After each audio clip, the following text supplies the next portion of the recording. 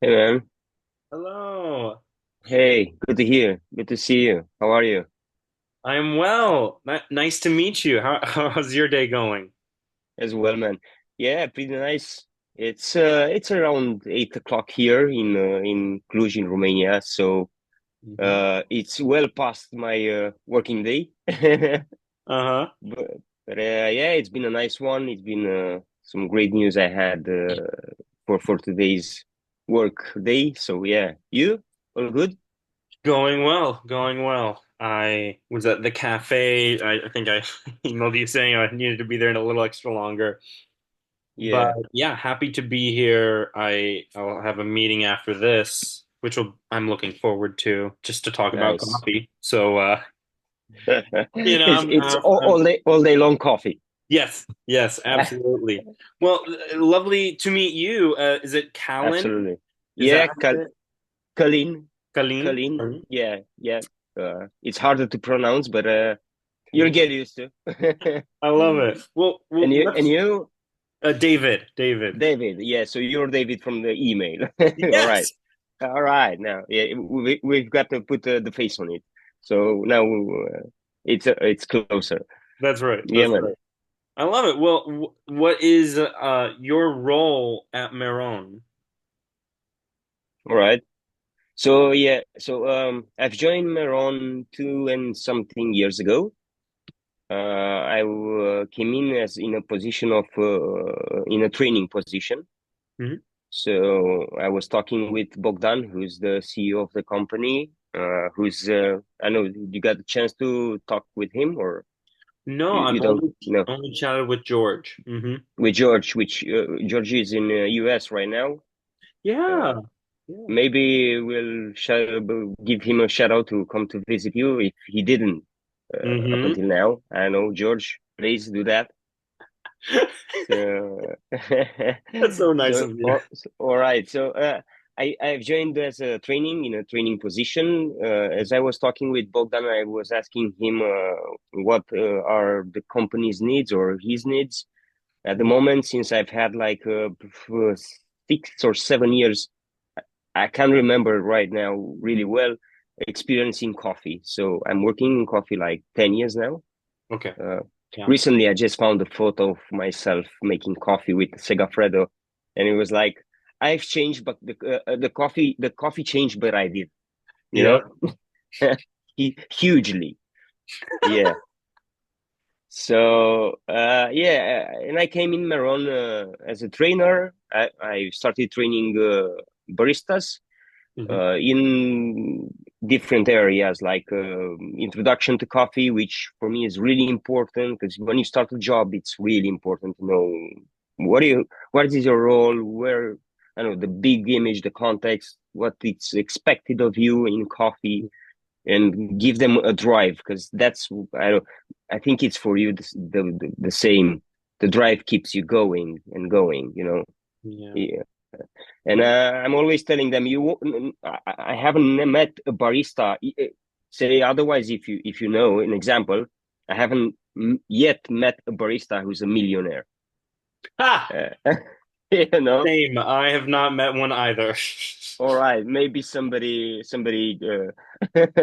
did it. You know, so it's the hard work and the passion that keeps you going. And that's like what I try to give them in introductions. Wow. Of course, it was. I had workshops of espresso filter, and I've started a customer service workshop as well. Yeah. Well, that's wonderful. Yeah, Sounds like you've been having a good time at Meron. absolutely. So then I presume you're probably going to all the different cafes as well, then to do all the yeah. Which Yeah. remind me how many cafes y'all have. Right now, I think I'm not good at numbers, but there are 21, and this year and in the first part of the next year, we're gonna open at least 4 or 5. Ooh. So there's gonna be a second one in Budapest, which Yes. is amazing scene, amazing. We did not expect, I don't know, we did not expect what happened there. Yeah. So, yeah. And yeah, it's growing, man. Imagine that you have to work with again numbers, but I would say 200 to 300 baristas. That's wild. That is Yeah, so many people. yeah, yeah. Always changing, new kind of mentalities. Yeah, you have to be with each and every barista to have one-on-ones. It's wild, Yeah, absolutely. but the experience it's really constructive, and I've learned a lot from them as well. As you can imagine, is yeah. Yeah, I can't imagine. I mean, we have one cafe, and so so we're working with basically like four baristas. Hmm.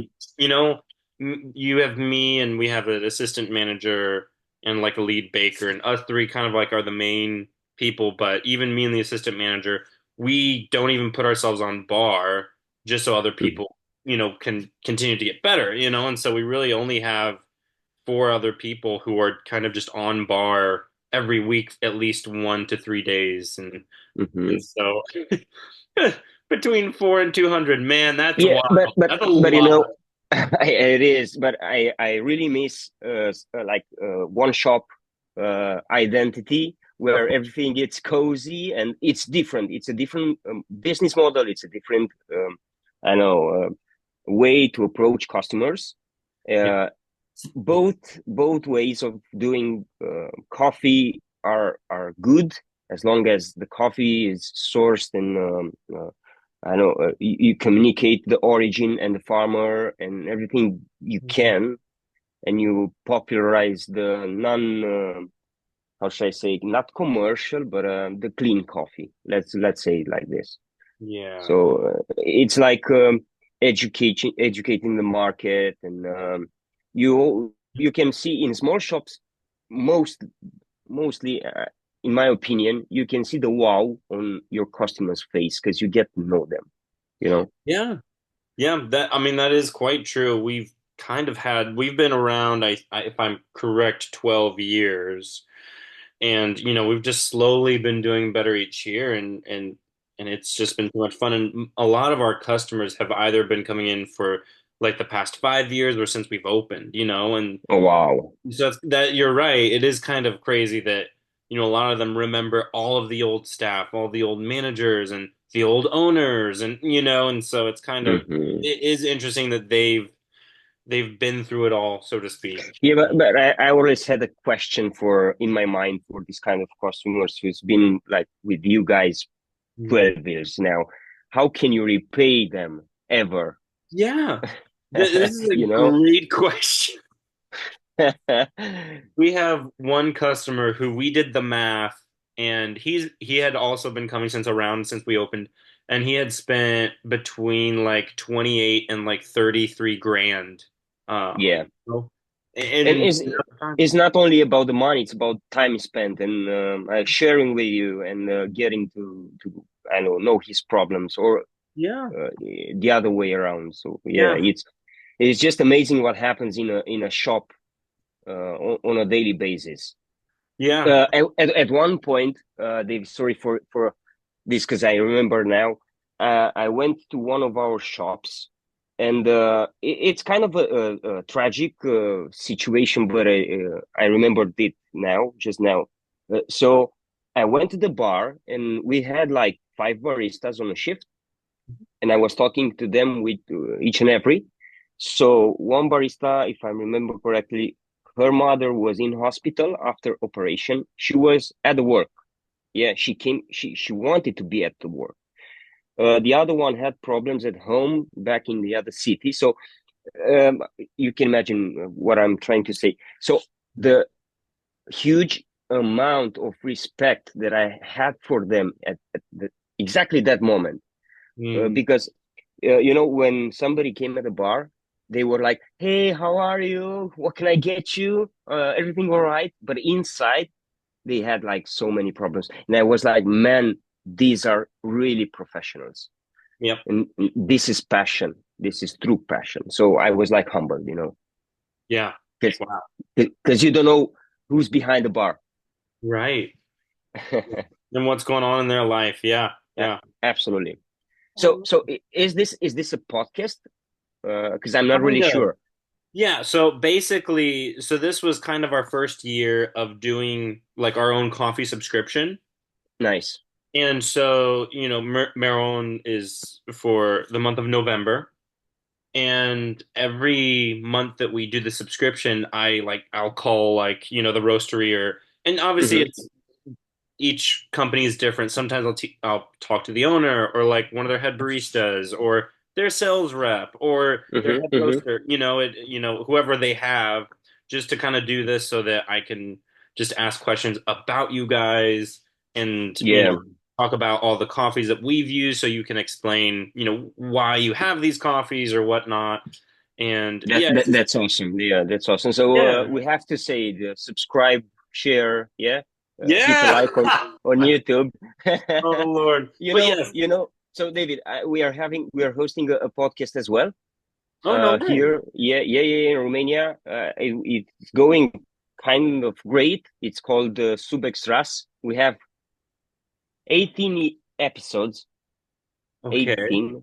So we didn't expect to go that much. Uh, and we have two in English as well. One is with Colton Road and his brother from Canada with David. Yeah. And the other one is with Forest Coffee, from which we buy really Yes. amazing coffees. Yeah. So yeah, you can, because I'm usually the host. So now, right now, I'm in a peculiar position. Yeah. That's actually really fun. I'm literally looking at the episodes right now on YouTube. This is actually like super cool. I'll probably start watching them myself, honestly. Usually, I'm the one putting the questions. Yeah. Oh, Mm. well, Yeah. that's kind of So fun. it's amazing. It's amazing. So guys, please subscribe and share and Will. yeah, absolutely. It's Yeah, nice. this is very exciting that you're also doing it and you're doing it with really cool people as well, which Yeah. I'm always down to listen to more stuff and Nice. I have my own coffee podcast that I listen to, so I love The that. more the merrier. Yeah, sure. Yes, indeed, Nice. very much so. All right. So yeah, we were talking at the bar. We can keep going for this like till tomorrow. I have no problem. But my role recently, like recently, 2 months now, changed drastically somehow because now I'm the head of sourcing and I'm roasting coffee, so making the profiles Mhm. and decide what coffee we choose, what coffee we buy, the amounts, and all the management behind it. So it's way different than the job behind the bar. Yeah, Uh, it's totally different. It's still coffee, but yeah, yeah, something else. yeah. Um, That's amazing. That was like when I started in coffee. That was what I wanted to do. So the fact mhm, mhm, that you're doing it is just that mhm. must be so much fun.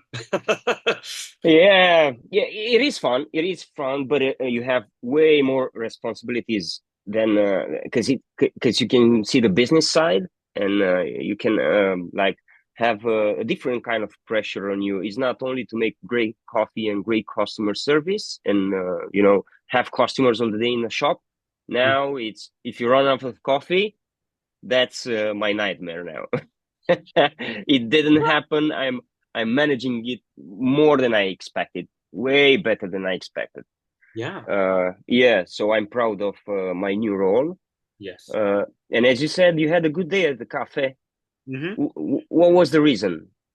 Tell me something that happened that made your day. That's a good question. What happened that made my day? Um, we had I just worked with really, I don't even know. I mean, everything was great. I think maybe how much good coffee I got to taste today Nice. because this morning I did the bake because we bake our own croissants and everything. And I got there early and I realized that there's multiple like pour overs to dial in, that are Mm-hmm. next up in line. And so I went ahead and dialed one coffee in and it was just I always get excited when I do a good job, dialing in a coffee. It's nice to know I still have it every once in a while. Absolutely, absolutely. Yeah, yeah, it was this amazing Guatemala La Bonita, and it's from the Kodach Co-op. I actually couldn't tell you. I think it's Huehuetenango. It could be Antigua, Hmm. but I'm pretty sure it's Huehuetenango. And just really neat. Produced by this person named Wendy Hernandez, and I haven't had the pleasure of meeting Wendy herself, but I actually got to meet in April some of her basically producers that work alongside her. Which is Awesome. really neat. I wasn't in Guatemala, but I was here in the U.S. for the SCA Coffee Festival, or Yeah, and some of them I got to meet, which was just super special. And yeah, brewing it up this morning, like the first brew was just kind of like empty, nothing really happening. And I did two more brews of just finding it up and finding it up just so much, and all of a sudden it just exploded with flavor and nice. got very excited. I was like, yes, like this is That's it. I That's can it. do it. Yeah. Yeah, yeah. That's what made that's probably the bigger reason of why I Yeah. just was so happy today. It just things were going well and coffee's tasting good. Um, Awesome. yeah, yeah. That's Well, a job well done. Yeah, thank sure. you. I will take it for what it's worth. Well, yeah, before we kind of talk about the coffees that we use for the subscription, I actually I know just a wee bit about Meron and how Bogdan started it, but yeah, why don't you kind of just give us the kind of the scoop of how Meron started? So yeah, Meron started about 8 years ago, 8, 9 years, with the first location in the city center of Cluj-Napoca, which is in the middle of Transylvania. Yeah, maybe more of your customers know about Transylvania than Cluj. Hmm. So it was at the start. I was there in the first week when they've opened. Yeah, yeah. And It started with one shop. They had two grinders, one coffee for milk, one coffee for espresso, and also they had some AeroPress. And Yeah. I hope I'm not wrong, but they had some pour over as well. So the pour over scene at the time was almost absent, like nothing. Hmm. From one shop, they transitioned to opening I think three or four more, and then a roastery. Yeah. So I was watching from the distance because at the time I was living in Bucharest, Hmm. in another coffee shop, Hmm. and I saw the guys growing nice. I felt like, all right, so that's the spot because the team was really good. We have colleagues who participate and win in national barista and latte art championships in Brewers Cup. As we speak right now, there's the start of the competition as well. So we have four colleagues there. I've Okay. roasted their coffees, nice coffees. Jonathan Gasca, Pacamara. Hmm. We have Vivid from Finca Deborah, which is really nice. Yeah. So um, amazing Very coffees. nice. I saw the two of them. I saw presenting for rehearsing for Brewers Cup. Yeah. So that's one important part of Meron's DNA. It's competitions. Hmm. Hmm. Um, and right now we're a huge team we with those 20 something shops and plus that's gonna be opening. Hmm. uh Personally, what I really appreciate it's that Bogdan and Krina, who his wife, who's from the start, yeah, are still hands on operations on coffee. They're making regular visits to Panama and Colombia and Brasilia, in Brazil, and they are still with the passion. Yes. Hmm.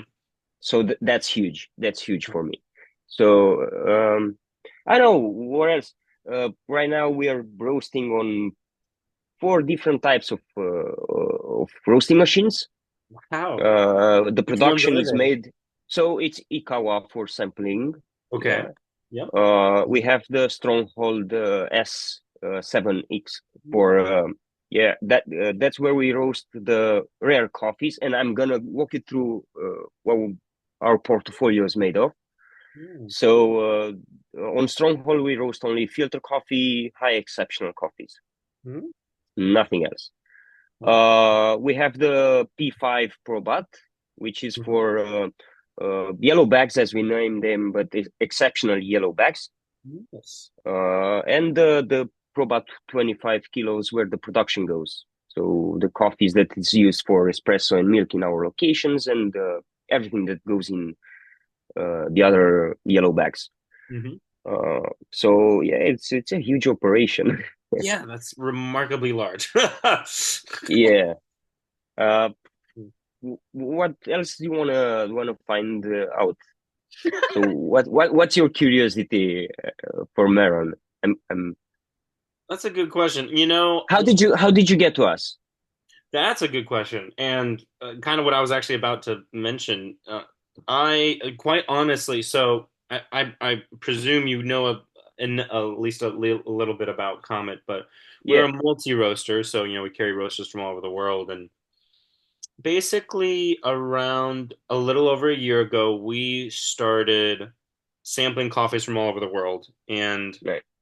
to be quite honest, I found you, and I find almost every single roaster that we've worked with or will work with all through Instagram. Mm-hmm. I follow like a producer who posts something that is related to you guys, or some, or like a barista or something, and someone tags someone else and it's in their story or their post. And Mm-hmm. so yeah, I just happened to see something that was by Meron, and then I was like, who's Meron? So I started like following you guys, and then like hop on your website, see what coffees you have on offer, and I realized like half of them we've had previously and are by incredible producers, and so I was like, great, like they're carrying great stuff. They look great. So, that's kind of when I reached out and got a call with George, who was great and just super super Yeah. kind. I was just like, this is awesome, and so yeah, it's kind of how I stumbled upon Meron. And I one of the things that I'm still blown away by, if it's still true, at least what George told me, is that we're kind of y'all's first North American customer in a way, like kind of like cafe customer. And that Yeah. just, yeah, if that's true, that's crazy, because Mm-hmm. I'm surprised. I'm genuinely surprised that people don't know about Meron. Like, Um, how do they not so know? Meron is quite popular because each and every festival we had a stand.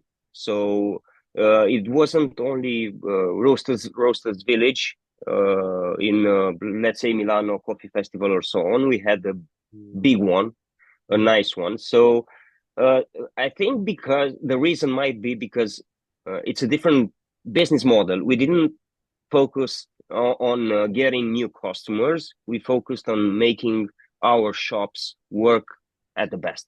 Wow. Yeah. So, we didn't have like allocated persons to reach out to independent coffee shops and try giving them samples, and the gist there. Yeah. Uh, Mainly, we focused on having the great stuff in our own yard first. Yeah. So once you have this, customers can taste your coffee in your shop, and if they like it, yeah, Mm. they can always buy it. You So know. it's a different kind of business model uh, Yeah. from what I'm seeing. Yeah. Otherwise, the Meron would have been just a roastery, and Yeah. roasting just great coffee Hmm. and trying to reach to good shops. Yeah. Yeah. Yeah, so it might be this, but yeah, I'm not aware of another shop in Northern America that had our copies, except for the time when Cole had Christie training in Canada, and of course they had coffees from Meron. But Yeah. yeah, so yeah, it's a great honor to be able to do this Man, for yeah, sure. well, we're genuinely honored. And funny enough, we have a barista at Comet who actually is like originally from Romania, but like doesn't Nice. remember, being there because moved to the US when she was a kid. And Yeah. so it's just kind of funny that, we were like, "Hey, this is a little bit of where you're from," and she's like, "Oh, that's You awesome," know, it's like a taste of home. Yeah, Since yeah, our motto is home of coffee. She's feeling like really comfortable there, I think. that's right. That's right. Yeah, And when that's nice. when you guys sent the coffee, y'all just were so kind, and you threw in like a tote bag, and so she took it because she was like, I have to. It's and I was like, that's awesome. So Yeah. let's talk a bit about the coffees that you have. Yes. Uh, can you remind me what origins you had and where if you tasted them, how did you find them? Yeah, I'm Yeah. curious. All of the above. So to start with, kind of, if I don't remember what George taught you let you know, but we kind of how we do our subscription is kind of two coffees that are what we call kind of more approachable and just good coffees. And we had the Ethiopia Uraga and the Nice. Colombia Las Margaritas, and they were both very, very good. The Ethiopia to begin with, like those, like both of them, their tasting notes were spot on, but the Ethiopia was just such a very nice. I don't know. I was just very happy with it because as an Ethiopia, I felt like it was more complex than most Ethiopians.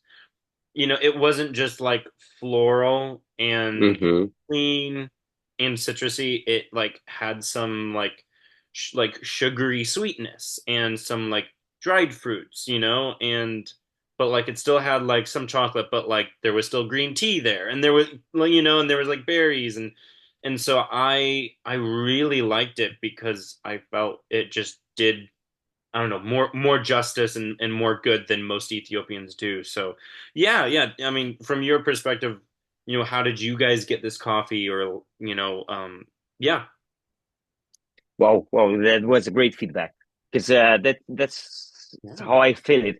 Each and every time I taste one espresso from Uraga is like a different experience, and I like it mostly when it's like totally cooled down. It gives me something like a green apple, which I really like. So it's a long lingering after taste. It really reminds me of something green apples pie or something there. So that's really my attraction to this coffee. It's more than a regular naturally processed coffee from Ethiopia. It has so much sweetness in it. yeah, So yeah, how we source the coffee, it's how we usually do. Um, whenever we are deciding to buy a coffee, we are looking at two or three aspects. First and foremost, if it's sweet. If it has sweetness, it's something that you can work with. yeah, So we can modulate the different like lines depending on what we want to get out of the coffee. But if it doesn't have sweetness, I know it's hard to work with. hmm So that's one aspect. The second one, not only for Ethiopia but for almost every coffee, we're looking for floral. So some kinds of florals there. It's always attractive. It's always getting you some good place, with your, I don't know, emotions and whatnot. Uh, yeah, we've tried so many different roast style for this coffee. It's uh-huh, quite easy to get it a bit like maybe burnt or ashy. uh-huh, So you really have to be careful on how you roast the coffee. And trust me, we did so many QCs for each and every lot that we produced. yeah, Uh, it's at some point, it's like your mind goes all the places. So yeah, that's our Ethiopia mostly. Yeah. hmm We have now another one. It's Rumudamo, which is from Diabenza station. Yeah, amazing. I had a shot today. It Yeah. was nice. It was sweet, enjoyable. So I've kind of missed having good Ethiopian coffees because I felt like, I don't know if it's the same for you, but in the last 3 years or so, I couldn't find like this, the terroir of the naturally processed Ethiopian coffees. Yep. Uh, Same. yeah, they were just weak and maybe grainy, and I don't know. Yeah, it's funny that, us and our staff and even some of the, roasters that we work with and chat with, we noticed that even like recently, it feels like a lot of countries in Africa are not doing better, but like really doing good. And like Hmm. in a way, and so like Rwanda was one of them where, even like earlier this year, we had, probably between 3 and 6 or so, maybe seven Rwandas from like different roasters that we work with. And they were all just remarkable. And it was, very noteworthy. And it was just interesting to be like, wow, like Rwanda's doing great, Yeah, yeah, we've missed that. Yeah, yeah, yeah, absolutely. yeah, So I really missed a nice sweet, like the specific taste of naturally processed Rwanda. Yeah, for yeah, sure. yeah. So they're gonna come back because I feel like they had a good year, but in comparison with Burundi, Mhm. I talked with some traders and they said, it's totally different because I really miss having a good coffee from Burundi as well. Yeah, same. Uh, and they said that they just don't want to get their feedbacks. Mm. It's like just dry them until 11% at least. And they're like, no, why are we talking like this? We know, we know what we do here. So yeah, that might be the reason. It's actually How very about the true. how about the Colombian one? The Colombia Las Margaritas was incredible. I'm I'm really curious. It tasted like a chocolate banana smoothie. It was amazing. I genuinely was surprised by this coffee. So you'll also have to tell me is this coffee from Las Margaritas like CGLE? No. No, it's a different one. Okay. Yeah, Las Margaritas. I'm not really sure. I have to check this info, but I'll come back with you Oh yeah, on this one. Yeah. I was just interested because Cafe Granja La Esperanza CGLE they have. No, no, no. It's not Granja Esperanza. No, no, no, no, Okay, no. it is something else. That's for sure. Yeah. Ah, well, I Uh-huh. don't know who this is then, but it's incredible. Man, it's just an amazing one, an Yeah, amazing coffee. So, uh, yeah. like when roasting this one, I don't know if you had this feeling, but when you tasted the coffee, but as soon as it got out of the roaster, Mhm. I'm always like trying to eat at least 2, 3 beans to see, I know how hard they are, what Yeah. aftertaste I have, and some notes maybe. Hmm. And this one had lots of lots of like cola nuts in it. It's like, when you have an artisanal cola, or um, you just leave a bottle of cola open for a day, Yeah. and somehow, so and I have cola needs. I had previously some the chance to taste, and it's like right there. And this is something that I find, you know, not many coffees have this aspect in it. Yeah. Otherwise, it's a really complex one. Our colleague David is competing with this coffee right now, Wow. and yesterday he made his routine where I told him that he's going the safe way because he is giving like red wine notes and uh, blueberries, but there are so many other notes there, and he should explore them. Hmm. So he was like, "Okay, I thought of this. I'm not sure now, but yeah." So each and every time I'm tasting it, I find something clear inside. So Yeah. It's just an amazing. How do you prepare this coffee? Is it on pour over or Yeah. espresso? So always pour over some every once in a while I'll do espresso, but this one I always use the Comandante hand grinder.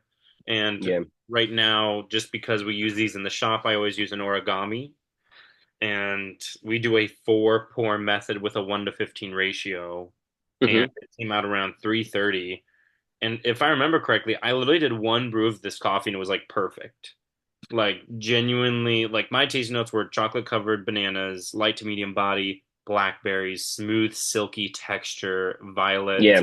malic and phosphoric acidity, and a red grape finish. And it was just like this is it. Like I was like As you told the notes, I was like experiencing the coffee. yeah. So yeah, it's exactly there. So really nice one. Oh yeah. You should really try an espresso. It's Yeah. mind blowing. If you didn't, it's Yeah. mind blowing. I mean, you just stay with a cup in your hand and it's like, is this really coffee? Or Yeah. yeah, it's the texture is just so, I don't know, creamy, and it stays with you and it's pleasant. Really Yeah. nice one. Well, So yeah. I was so surprised that it was simply a red bourbon, kind of, Hmm. you know, and yet it's this incredible, you know. Yes, it is processed as an, a natural anaerobic, but Yeah, nonetheless, yeah. like I was just genuinely surprised of the quality of this coffee. That It's amazing. yeah.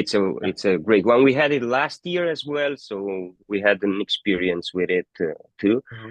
So it was kind of in the same taste area, and yeah, we had a history with the farm as well. Yeah, yeah, Yeah. So that's two of our, let's say, kind of coffees. We usually have the yellow bags, because the Meron branding is yellow with black. And hmm uh, for instance, the Ethiopian goes into the hmm regular good yellow bag, and Las Margaritas goes into the exceptional line. yeah. And right now we have four of them Uh-huh. in the exceptional series. An amazing geisha Tanzania washed Acacia Hills. Ooh, Ooh, that's nice. That's so juicy, so floral. I did not expect that. it's we awesome. also, yeah, we also have the latest one. It's a Santa Monica Jairo roasty plus honey coffee processing method. Hmm. And I'm not really agreeing with the infusion coffees, even though I know that it's a market and so on. Right. But this one, it's like rose petals in your cup. Wow. So I have a colleague, a new one. Wow. She's in the production area, and she just smelled the coffee and she said, "Oh wow, I want to taste this one. It smells like roses." And I was like, "Exactly." And at the cupping next day, she was, "Calin, can I come in and taste the coffees, and especially that one with that you roasted yesterday? Come on." Yeah, Yeah, yeah. yeah, get in here. Yeah, sure. So um yeah, this is the, and we have a separate line with infused coffees, Yeah. uh, peach and lychee and strawberries and so on. Yeah. And we have the rare pour over uh, La Esmeralda, Finca La Esmeralda, or Lamastus, or direct traded coffees, geishas from Panama. Yeah. Yeah. Yeah.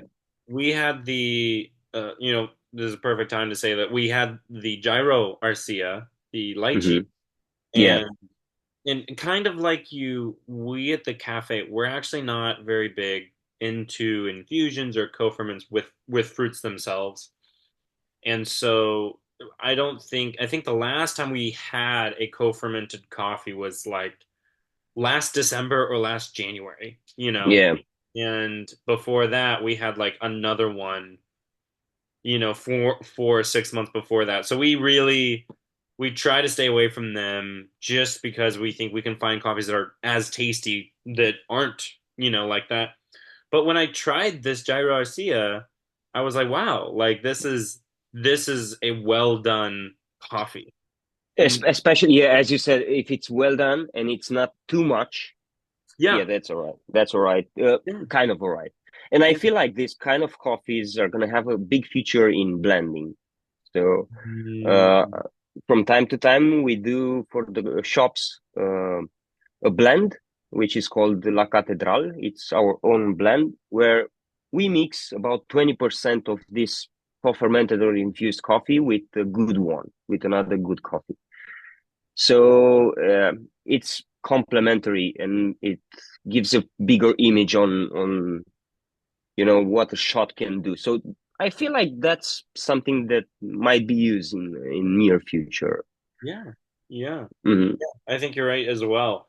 And the fact that this coffee, I mean, when we first cupped this coffee, it I think was my favorite from you guys because I mean, like you said, it wasn't in our face. It was just Yeah. the tasting notes were pretty spot on, and it was very enjoyable and very creamy. And so to just brew it up again, and QC it and be like, yeah, like this is great was like Hmm. this is something unique that we never do. And so it was Yeah. like, let's go ahead and do it. Like we just never do anything like this. And It's a different market. It's a different kind of customers that you have to target with this kind of coffee. Uh, I saw this in cuppings especially. So depending on the experience of the cupper, if he's or her he is in the beginning, yeah, they like, ooh, what's this? Smells amazing. I like it. I want it. But more experienced cuppers are like making some faces. Is like, what's this? Is too much. It's artificial. Mhm. So yeah, that's how we choose how well done is it. Yeah, You know. very much so. Well, it's kind of neat that like the tasting notes, right, were lychee, floral, strawberry, and sweet pear.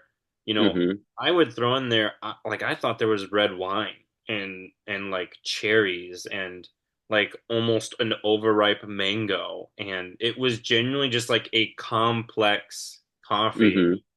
that Yeah, it's I was hard. hoping. It's really hard to give all these notes because it's like in competition, you have to go with the most obvious ones.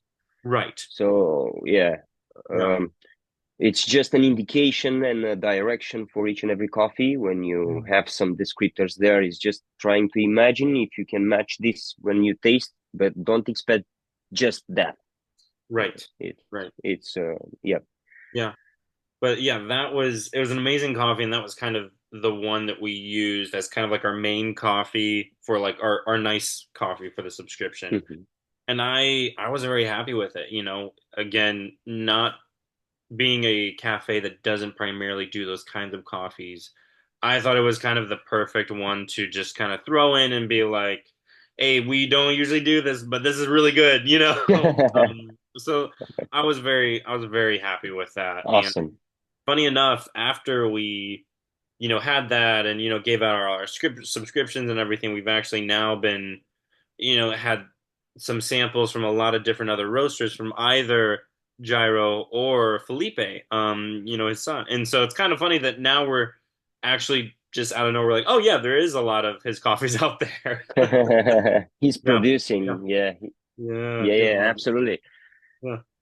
So, what I wanted to ask you one more question is, how did your customers react and yourself to the roasting philosophy or the diff? I know I'm curious if you found a difference in how we roast coffee comparing to what you had before, or you know. Ooh, that's a good question. It And I'm curious to compare as well with the market that you have right there, because for sure it's a totally different animal than what we have here. right. And yeah, sure. I again, this me being not a roaster, as far as I could tell, it did seem a just a smidge more developed. So what it reminded me of is of the roasters that we work with in Asia. So we work with Leaves out of Tokyo. We work with Momos out of Busan, South Korea, and we work with Knockbox out of Hong Kong. And it Hmm. didn't remind me of Knockbox, but it kind of reminded me of Leaves more particularly, and or Momos sometimes when they've just really tried to develop and bring those sugars out and the sweetness, kind of like what you're saying, or what you had said before, which kind of makes sense. And Hmm. so it's just an interesting profile that we find can hold complexity still, can still be complex. But yeah, it's an interesting, yeah, an interesting just What do taste. you personally prefer? I mean, what kind of roast um, consumption are you in this particular time of your, I know, barista and coffee drinker career? I would say. I know it's a complex one. Yeah, I've made it. I've studied philosophy, so I want to I love get it. there as soon as. So I see like we're having different um, stages in our preferences. Yeah, So, it's like in the second year, you start drinking specialty good coffee. You just get in love with Ethiopian coffee. And for 3 years, it's like only Ethiopia. But then you discover crazy Colombia.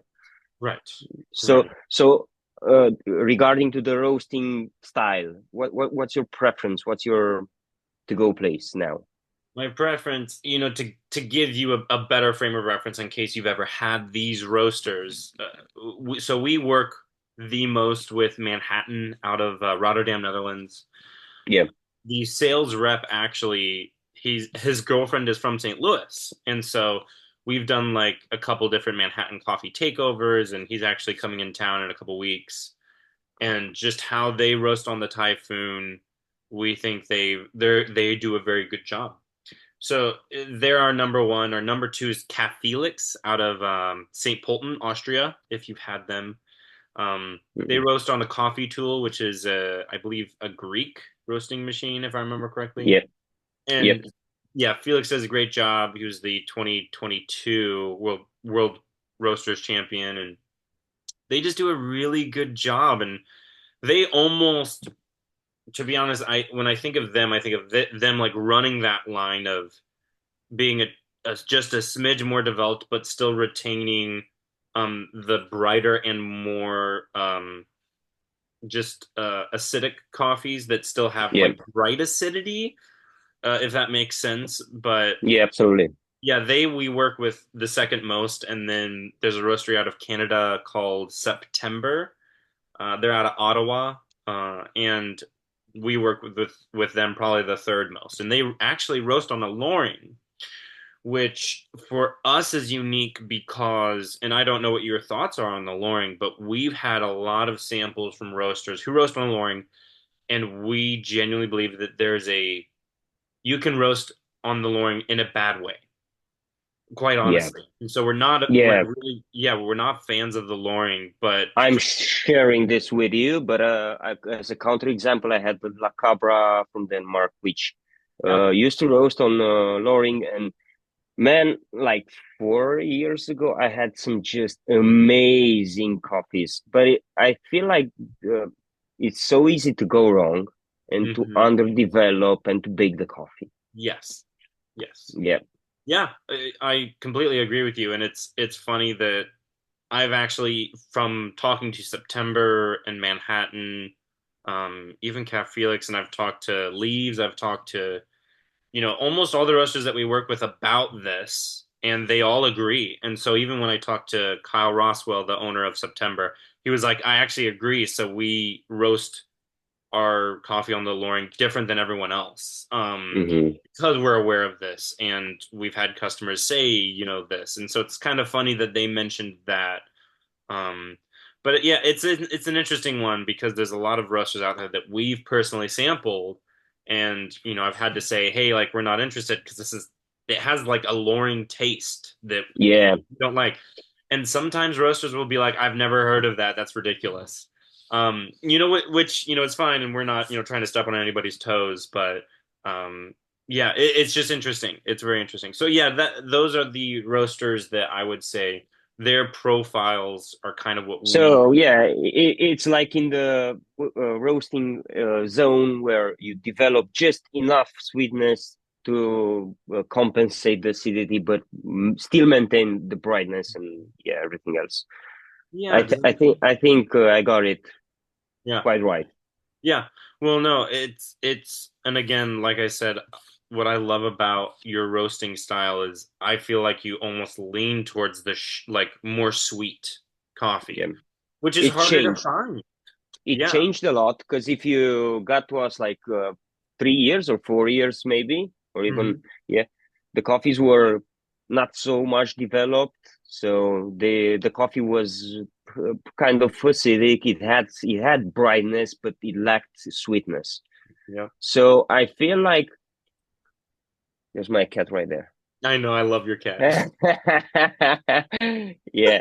So I feel like it's a mature thing to go towards the sweetness, Yeah. because everybody wants brightness, but if the coffee doesn't have it, what do you do then? Right. Yeah. So the sweetness and going towards a bit more developed coffees, but not roasty. Right. That's the big no. Yeah. Smoky roastiness, and Yeah. I feel like it's a mature thing to do Hmm. because as humans we evolved to go towards sweet things, sweet fruits. Yeah, Yeah. so it's in our DNA somehow. Yeah. Well, it's kind of funny, I've gone to expos and listened to workshops from, like, coffee scientists as well as, people in the industry who have competed. And I've only known two people to ever say, like, try to go for acidity, but like most everyone else, honestly, most of the people that we work with or I've chatted to are like, no, go sweetness. Like sweetness is Mm-hmm, it's mm-hmm. like almost harder to get to, and like coffee's already acidic, already on the pH scale. So it's like if you can get that sweetness out of it, like I mean, it's super special, and when you Yeah, have a yeah. sweet coffee, it's like nothing else matters. Yeah. Might be a different point of view from yeah. Specialty coffee is not so young anymore, so it had to change. If you asked like 7 years ago, everybody was trying to educate. There were like some shops in some cities. It was like special place to go, and they were trying to educate each and every customer. Mhm. So if you put yourself into the shoes of a new for drinking specialty for the first time, and you have a coffee that is like really bright and acidic and fruity, but yeah, so it okay, man, what's this? What's that all about? You know, Yeah. my the coffee that I'm making at home is way better. So Yeah. you can understand them. So if you are trying to gather more and more customers consuming clean specialty coffee, Yeah. I think that's one way to go. Yeah, I think you're absolutely spot on. Well, There's always going to be a whoosh whoosh that's going to taste like lemongrass for us, or a geisha that is like really tropical. yeah. But we have to think, yeah, to Yeah. all of us. I love it. Well, Yeah. yeah, the last two coffees that we used were that La Cathedral, Cathedral. Yeah. and that was a very nice coffee and very neat, like kind of what you had said, that it was a blend, and so that Hmm. was unique, to be able to kind of have. And the fact that, again, this is another coffee whose flavors were pretty spot on, and that was just very unique to have. I don't know if I've ever had a blend of a Gesha and a Castillo.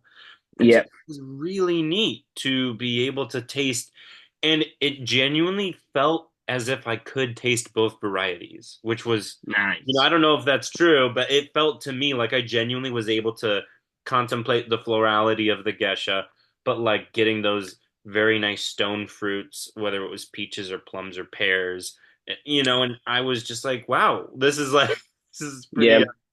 yeah, that was a very special coffee that we got to use, and you were actually the first roaster that we kind of not accidentally, but like So I got a decaf from y'all because I had someone being like, "Can you please can I do like a decaf subscription?"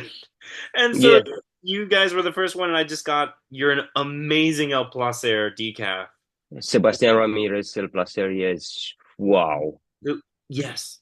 Oh, Let me tell you what I felt. So it was like I had it in a shop. I was still in the training department and managing a shop, and this coffee just it went online, and I was like, all right, it's just another decaf, yeah. So I've started putting some shots, started to taste the coffee to get a good recipe, and I was expecting that hype that always gives you when you know the energy and the fuzziness that you have when you make a recipe and you just taste and taste and taste. And I was like, man, I have exactly the same mind state that I had before starting this. So this is what the decaf coffee is all about. yeah. Yeah. So I was like, okay, I can do this all day long. And I just started to recommend it. And it's Hmm. full of uh, strawberries and really sweet. Yeah. Oh yeah. Literally again another coffee whose your tasting notes are spot on. The only things I think I added a cherry popsicle flavor All that I right. think I got. Yeah, it was just so fun. I loved it so much. Yeah, me too. Yeah, that's a great one. Yeah. But the decaffeinated coffee still has some, I don't know, like issues, as well as the blends. Hmm. And again, I would go and say that it's a sign of the maturity of the industry Yeah. to start making good blends and good decaffeinated coffee. Yeah. Because we have to like I know go to each and every customer. Mhm. Um, yeah, Yeah. so that's a really great example, and I'm glad you had a coffee. Yeah, Yeah. it's just nice. It's just nice. It was absolutely amazing. So I wanted to ask you because I have barely spent any time in like that part of Europe, Romania. Years ago, I will say I have been to Budapest a couple times, but what is the coffee scene like? You know, where you guys are at, and how have you seen it grow as you've been at Meron? Uh, how long of a story do you want me to go? Hey, this is this is as long as you want. David, this is like um, what's happening and what happened in the last 10 years.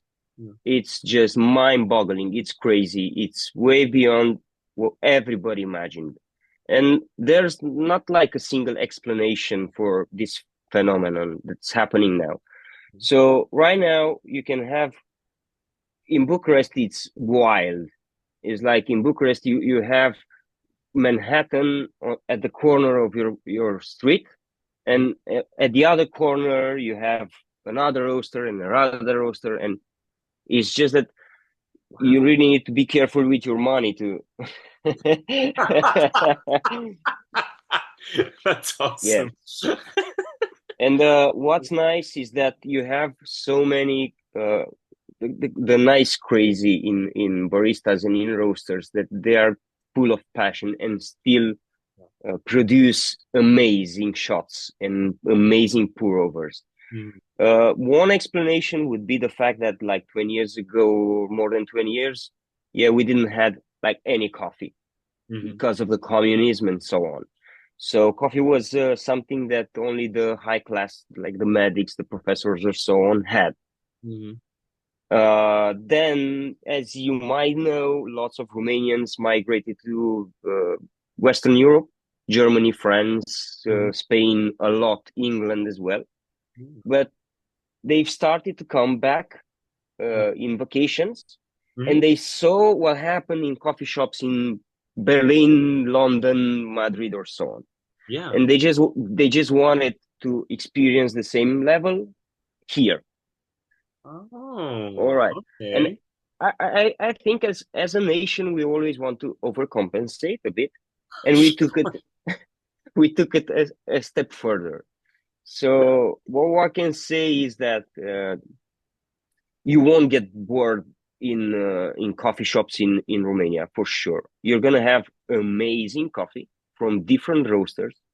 We produced in the last 5 years, I think, one world roaster Yeah. number one. It's Alex Nicolae, and vice champion.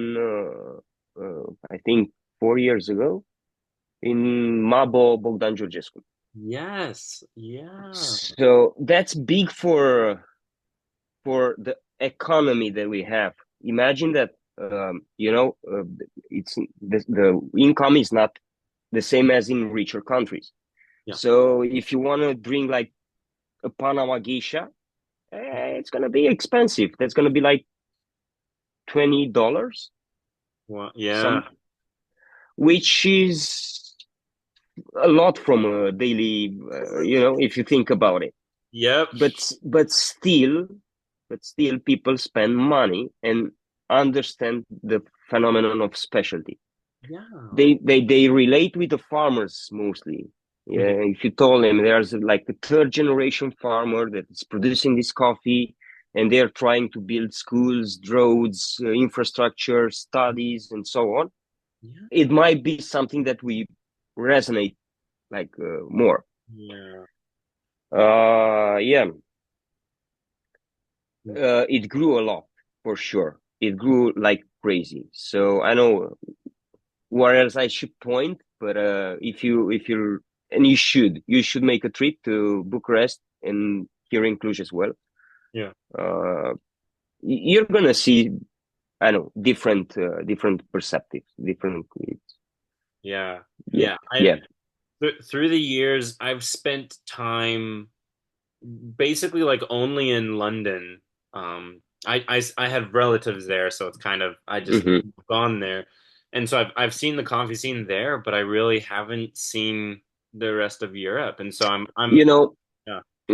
what when I had like lots of tourists, so from either of the Western countries.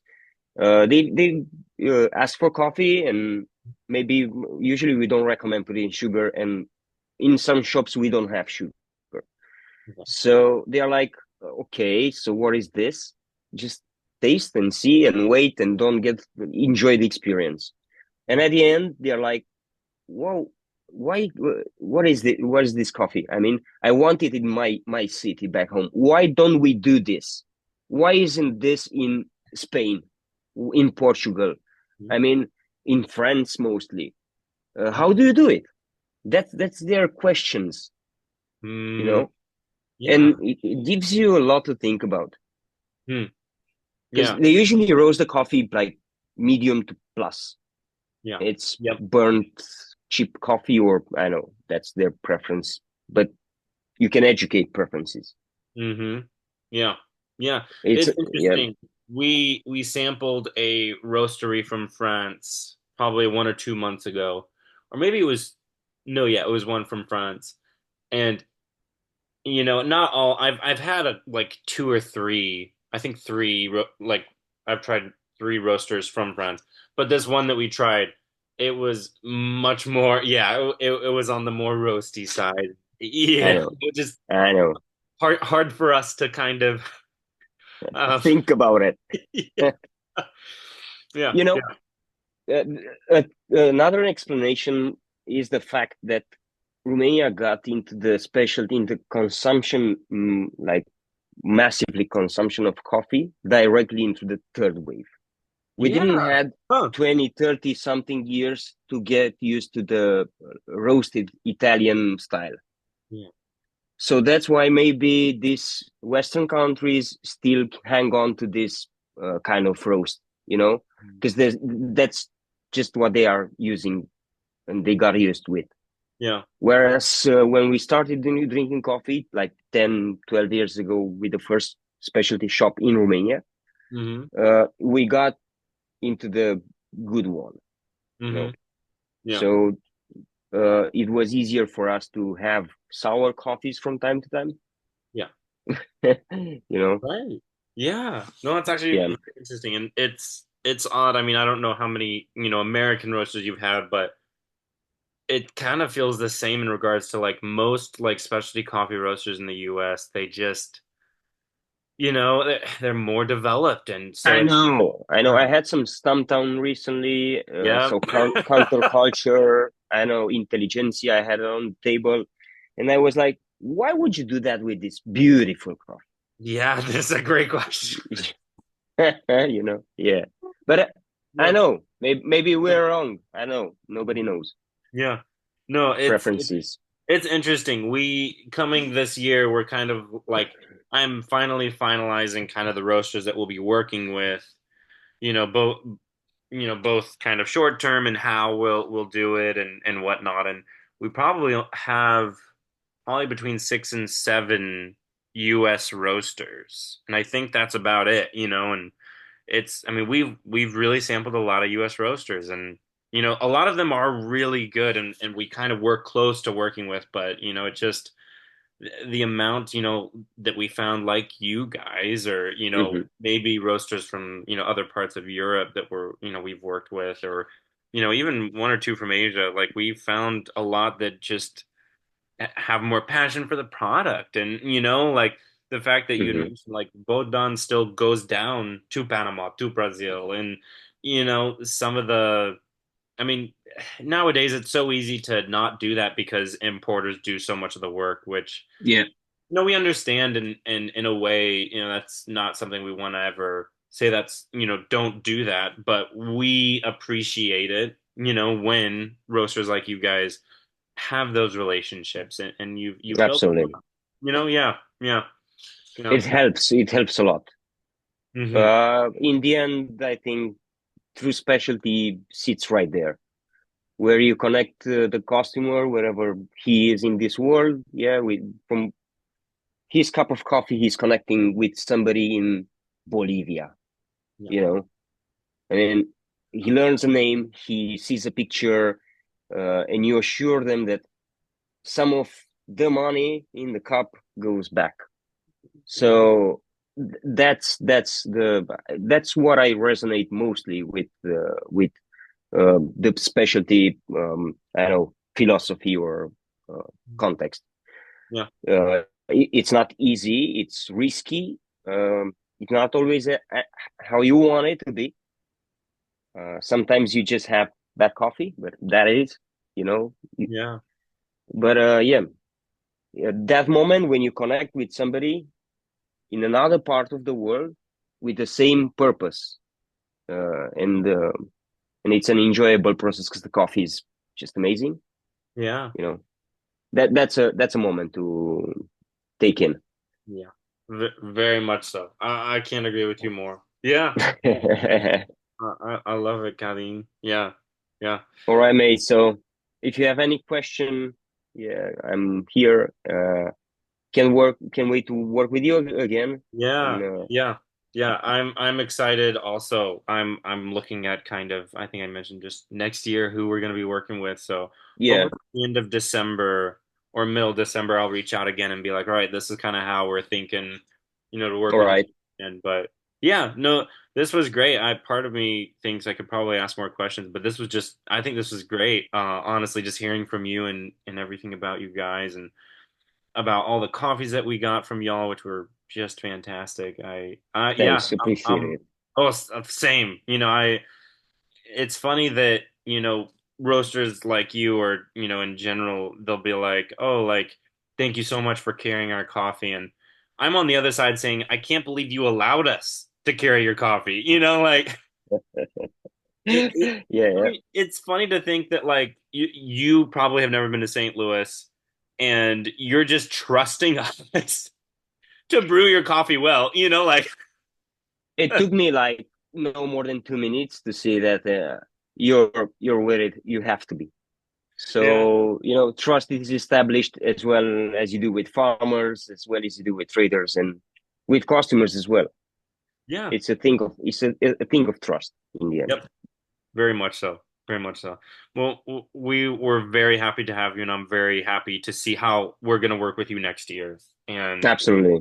very exciting. You guys are doing amazing stuff, and man, yeah, very inspired by you, Kalin, and very excited. Thanks, man. I appreciate it as well. So take care.